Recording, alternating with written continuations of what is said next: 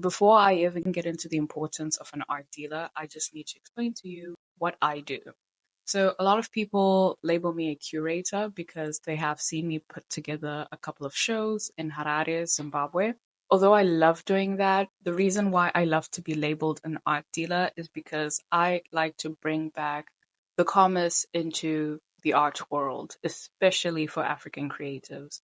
I know a lot of people love to engage with artwork and visit exhibitions for the sake of experiencing art as a vibe.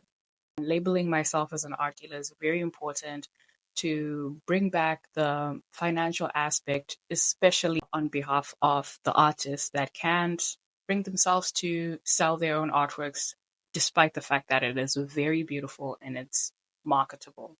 I know a lot of people, a lot of artists struggle with putting themselves forward commercially and they find it very tacky.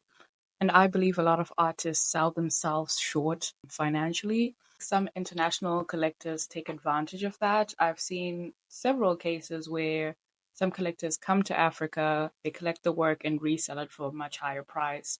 And that lack of knowledge that a lot of local African artists might not have an exposure to the global art market creates these discrepancies within the global art market and the African art market. So, what is an art dealer? An art dealer is basically a middleman between the artist and the collector. And I advocate for both. And an art dealer is basically a middleman between the artist or gallery and the collector or the market.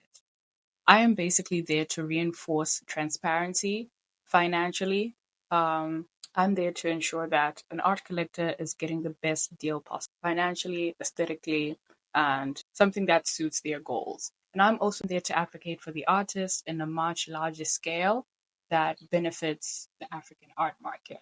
So it's quite a massive task that I've placed on myself in order to build pillars within the global art market and the African art market in order for us not to only have a seat at the table within the global art market, but for us to also create our own pillars and our own institutions that work for the artists, that work for young collectors, and to foster a culture that respects our African artists, a respect for the stories that we tell within art, and putting dollar signs to back that up